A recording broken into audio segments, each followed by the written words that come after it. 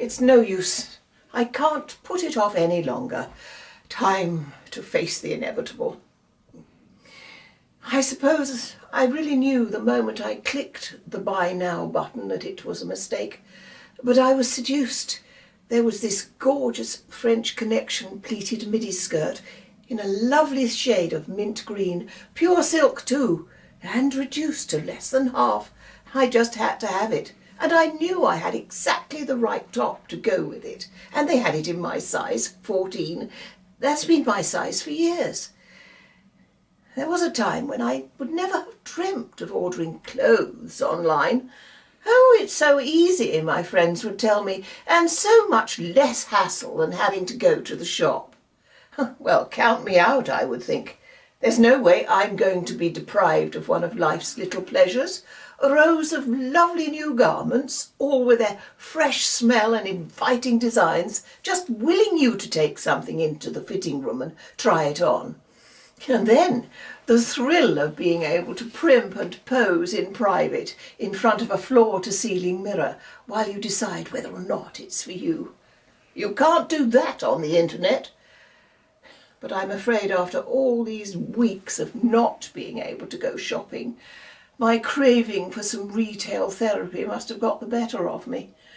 I turned on the computer and I was hooked into the world of online clothes shopping. Before you could say Dolce & Gabbana, I came, I browsed, and I was converted. These days, our postman doesn't so much as deliver parcels as treat them as the missile in some kind of fairground attraction, launching them at the front door from a safe distance away in the front garden. His inner schoolboy then rings the bell and makes to run away. "Thanks," I chirruped as I retrieved the anonymous grey plastic package from the step. My first online clothes purchase.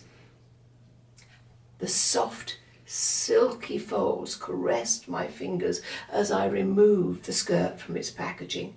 I had been prepared for it not to look as good as it did in the picture, but all my fears and reservations vanished the moment it fell into my lap. You are not going to believe this. I could not get the zip to go to the top. I checked the label, and yes, this was indeed a size 14. Well, a jolly small size 14, if you ask me. In fact, I would say barely a 13.5. Is this what you call a Damascene moment? Realization continued to dawn when I opened my wardrobe and pulled out a couple of other skirts I hadn't worn in a while, and a rather nice pair of evening trousers I'd found in Oxfam. I remember trying them on at the time in the shop, and they were a tad snug, but I talked myself into buying them because they were a designer label, and I was confident I could wear them on a thin day. Does anybody else have fat days and thin days? I suppose it's more accurate to say rather less fat days. Trying to swallow a bitter pill and bite the bullet at the same time is not easy. But I can't. No, I mustn't put it off any longer. I blame the government, of course, forcing us not to leave our homes and giving us nothing better to do than order food online from wherever we could get it. If comfort eating were an Olympic sport, then I'd get the gold medal. So it's just a question now of deciding which diet to go on. There's a bewildering choice, so what's it to be?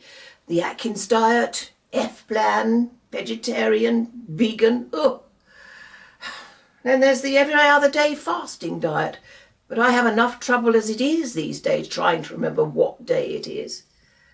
I've been told the cabbage soup one is very effective, but a friend of mine went on that and said her dog wouldn't come near her for a week.